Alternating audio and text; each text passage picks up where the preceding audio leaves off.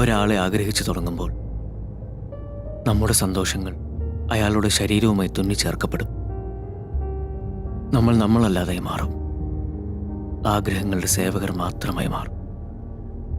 To be frank Raj, ഈ പ്രേമം, വിവാഹം, പിന്നെ ഇപ്പം പറഞ്ഞ പോലെ അവിടെ വിടാൻ തൊടാതുള്ള ഫിലോസഫി എനിക്കിതിലൊന്നും ഒരു വിശ്വാസമില്ല. ഇപ്പോഴത്തെ കാലത്ത് മനുഷ്യന് പ്രകടിപ്പിക്കാൻ അറിയാവുന്ന സത്യമുള്ള ഒരു വികാരമേ ഉള്ളൂ, സെക്സ്.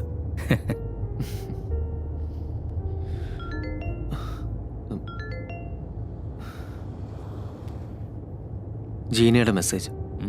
നടക്കട്ടെ. Raj, I need an answer. You sure that you need me in your life? Bernard Shaw പണ്ട് പറഞ്ഞത് മറക്കണ്ട. ഒരു സ്ത്രീയെയും പുരുഷനെയും ശിക്ഷിക്കണമെങ്കിൽ അവരെ അടിമത്തത്തിലേക്ക് വിട്ടോളൂ, പക്ഷേ വിവാഹത്തിലേക്ക് അരുതെന്ന്. വെറുതെ അല്ല അവള് നിങ്ങളെ കല്യാണം മുടക്കിയെന്ന് വിളിക്കുന്നത്.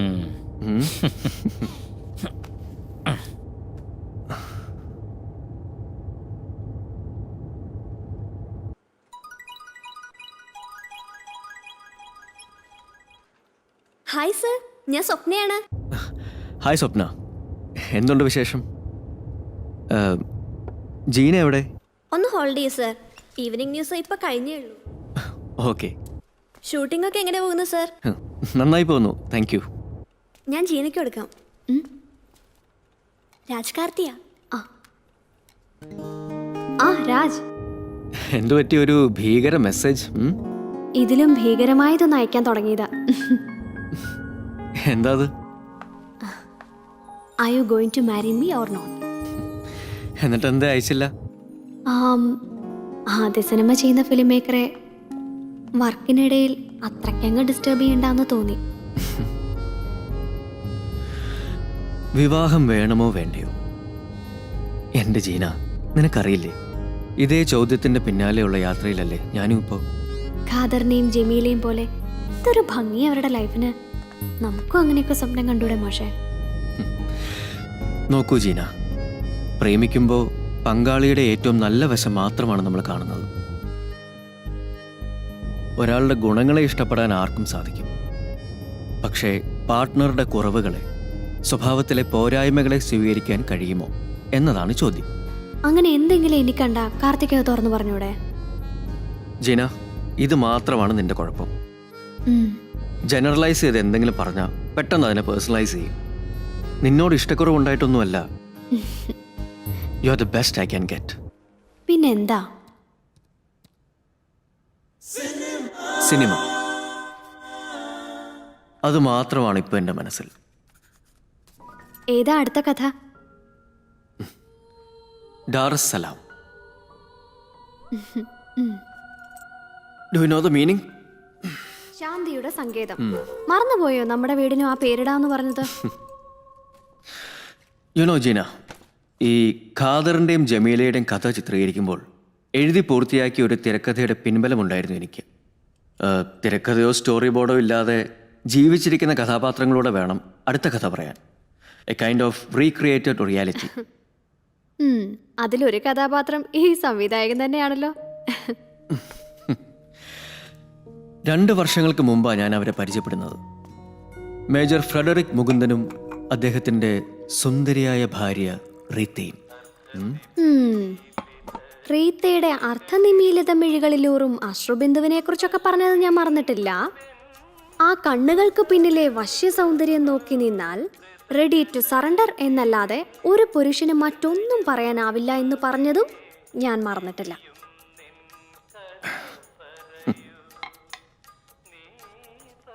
പ്രേമിക്കുന്ന പെണ്ണിനോട് എന്തും പറയാം. ഒരു ചുംബനത്തിൽ അവളതെല്ലാം മറക്കും.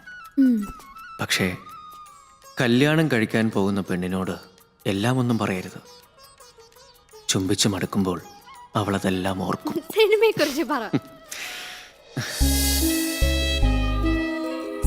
റീത്തയും മേജറും ഞാൻ കണ്ടിട്ടുള്ളതിൽ വെച്ച് ഏറ്റവും സന്തുഷ്ടരായ ഭാര്യയും ഭർത്താവും. പക്ഷേ ഇപ്പോൾ അവരിൽ ഒരാൾ മാത്രമേ ജീവനോടെ ഇരിപ്പുള്ളൂ. മറ്റേയാൾക്ക് എന്താവും സംഭവിച്ചിട്ടുണ്ടാവുക?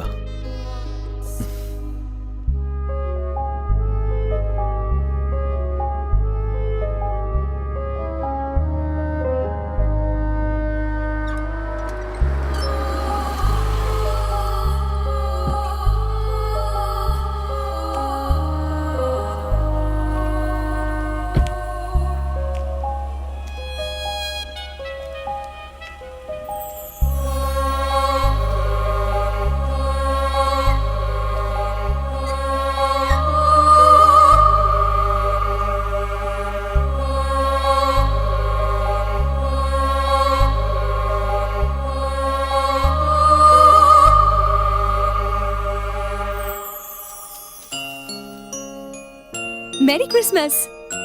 Hi, Raj Karti. What a pleasant surprise. Come. Hi, Raj. What a surprise. Major, വരൂ കയറി വരൂ.